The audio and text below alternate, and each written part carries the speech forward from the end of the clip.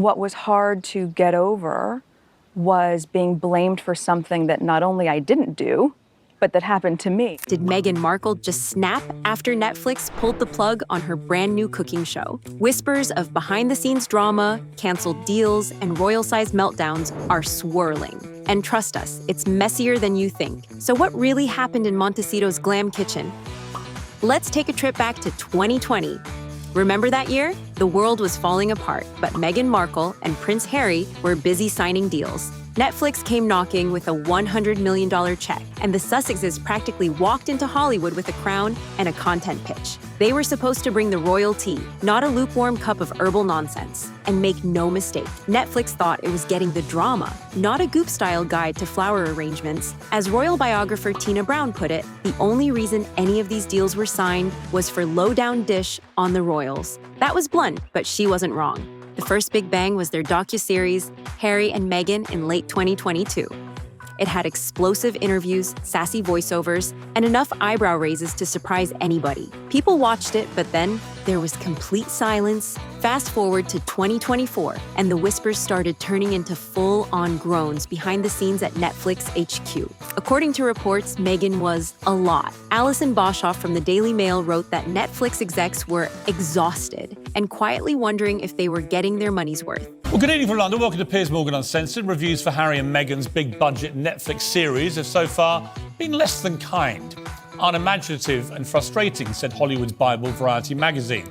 Spoiler alert, they didn't think so. There was even this whole idea that Meghan's next project would be her last shot at keeping the Netflix train rolling. And guess what the big redemption idea was? A cooking show. Yep, out of all the genres, she picked chopping onions in a Montecito mansion to win us back. Enter With Love, Meghan, a pastel-drenched mix of cooking, gardening, flower arranging, and basically pretending to live like an elegant cottagecore fairy with a royal past. Think Gwyneth Paltrow meets Tea with the Queen, except it didn't go down that smoothly. Even bookmakers in the UK started taking bets on how quickly the show would get cancelled, like actual odds were placed. One betting analyst gave it a 1/2 chance of being axed after just one season. And when Vegas starts betting on your career flopping, it's a sign. Still, the show was all set to premiere on January 15th, 2025. The stage was set, the cakes were frosted, and the lavender-scented branding was everywhere. Then the plot twist happened. Wildfires struck California, and Meghan delayed the show's premiere to March 4th out of respect. She posted her sympathies, Netflix played along, and everything was framed as classy and compassionate.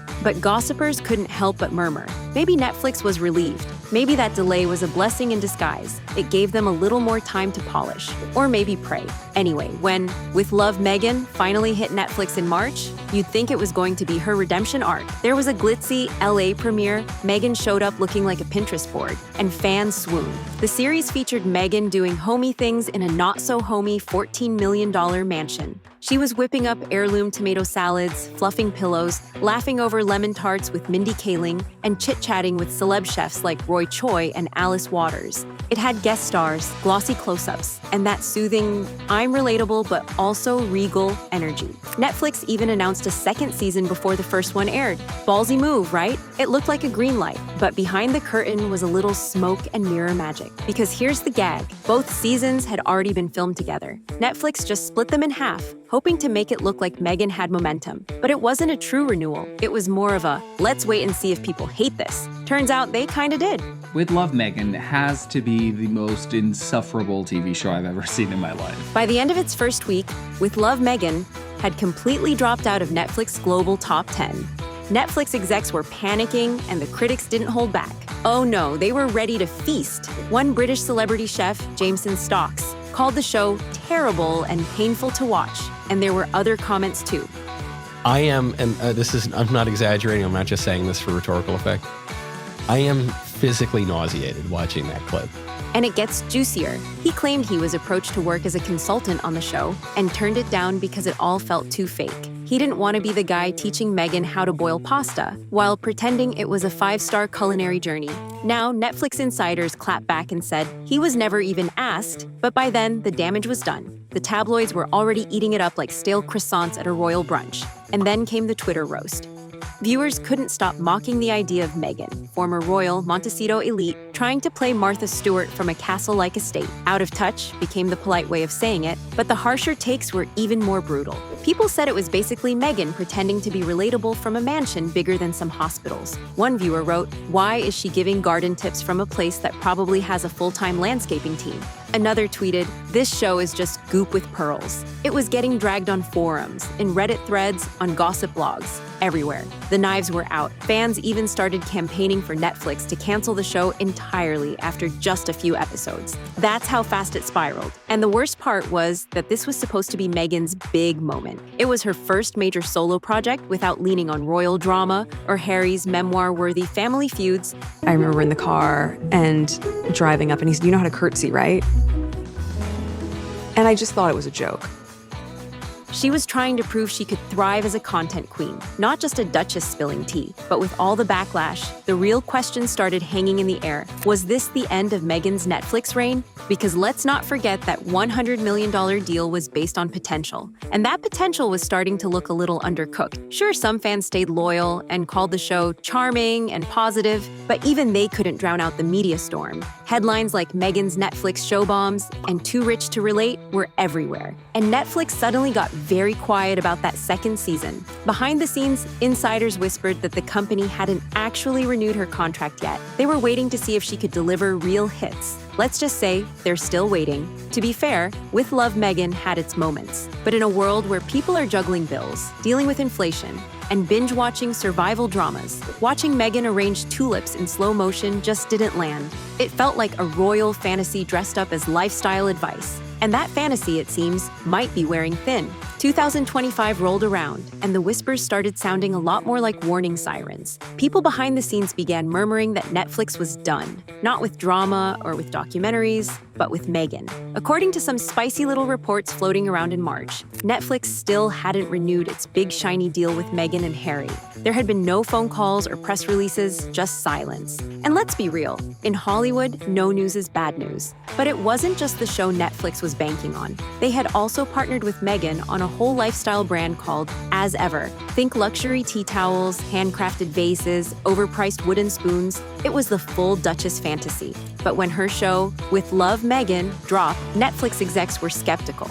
Imagine sinking money into a homewares brand tied to Meghan's personality, only to realize the personality wasn't pulling viewers. That's not just buyer's remorse, that's full-blown brand regret. And no, Meghan didn't post a panicked IG story or send out a dramatic press statement. She played it cool and very PR polished. Netflix kept insisting season 2 was on the way, and Meghan smiled and said she was excited. But the leaks were leaking fast. According to one insider, the mood at Netflix was less creative collaboration and more, please make this stop. Apparently, the execs were worried, and meetings were now crisis management sessions disguised as Zoom calls with pastel backdrops. Even Harry wasn't immune to the Netflix blues. Remember his docuseries Polo? No? Well, you're not alone. The 5-part sports deep dive, his so-called passion project, was barely a blip on the streaming radar. Some even called it the Duke's second flop in a row, right after the lukewarm response to Heart of Invictus. The back-to-back flops are not just a trend, it's a pattern. Insiders said the couple was frustrated that Polo didn't spark excitement. But let's be honest, was anyone really screaming for a royal horse documentary? By late 2024, early 2025, the Hollywood glow that the Sussexes arrived with had dimmed. Fast, tabloids were having a field day, and speculation exploded.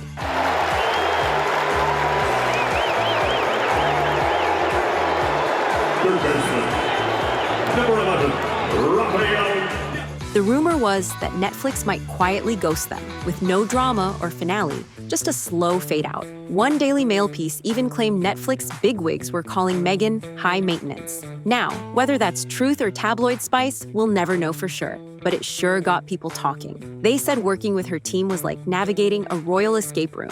Complicated, slow, and slightly claustrophobic. And Netflix had receipts. One podcast, one docuseries, and one underperforming cooking show. Was that all they got for a multi-million-dollar deal? Let's just say the cost per content ratio wasn't looking too hot. Of course, we gotta sprinkle some salt here because insider gossip can get messy.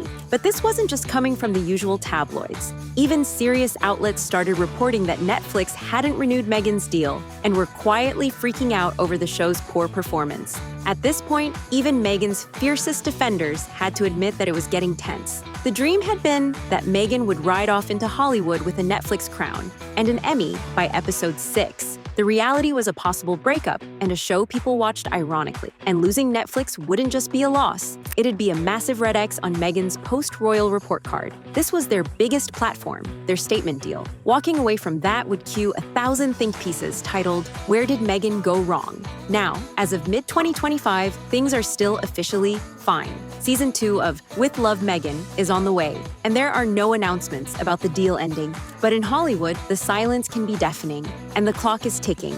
Unless Meghan delivers something groundbreaking or pitches a new concept that makes Netflix weep with gratitude, they just might cut the cord and slip out the back door. However, the Netflix drama isn't Meghan's only fire to put out. The past 2 years have been a carousel of controversy. Let's get into the other headlines that had Meghan's name trending for all the wrong reasons. First stop is the Spotify saga. Back in 2020, Meghan and Harry had also bagged a juicy deal with Spotify, reportedly worth $20 million. They were supposed to deliver podcasts full of insight, inspiration, and that signature Sussex sparkle. What we got was one season of Archetypes. Just 12 episodes, and they were done. Sure, it had some great moments, and it even won awards, but then silence. Plus, there were some embarrassing moments like this one. I don't know what I'm doing yet. My business hasn't gotten traction yet. No one's picked up my book proposal yet. Yes. By June 2023, the breakup was official. Spotify and the Sussexes parted ways, nice and clean. But then came the biggest surprise. Bill Simmons, a Spotify exec, called them grifters on his own podcast. He actually said, "That's the podcast we should have launched with them." He even joked about brainstorming with Harry on Zoom and being unimpressed with the prince's ideas. If shade were currency, Bill Simmons would be royalty.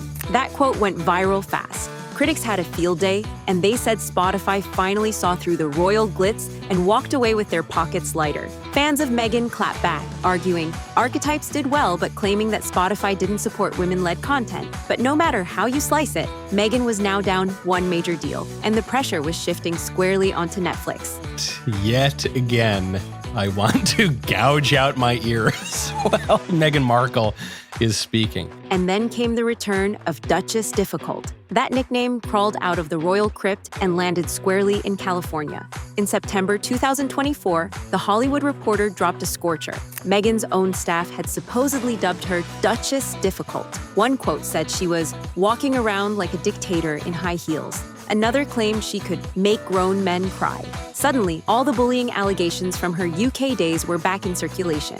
But this time, it was her American team spilling the tea. To make things even more awkward, the exposé dropped on Harry's 40th birthday. Talk about timing. Even American media, which is usually more Team Meghan, was now running headlines that made her look like Miranda Priestly in a tiara. Her team urgently scrambled into PR mode. Allies rushed to defend her, and former staffers gave glowing quotes to Us Weekly, calling her kind, inspiring, and not at all difficult. The problem was that one of the staffers had a messy legal history, so the rebuttal backfired a little. Commentators said her reputation had taken a hit again.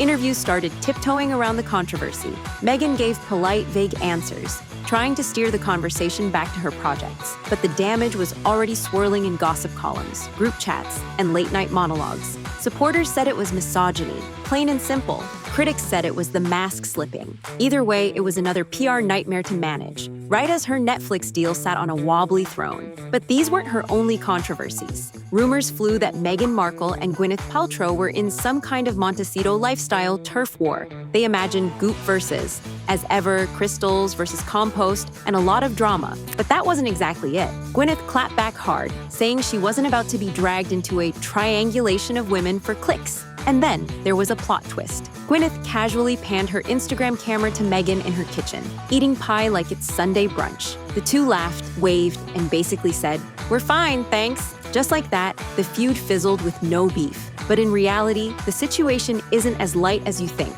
Right now, Meghan's in a tricky spot. If, with love, Meghan's season 2 doesn't pull off a miracle, Netflix may quietly slide the contract into the shredder and move on to the next shiny thing.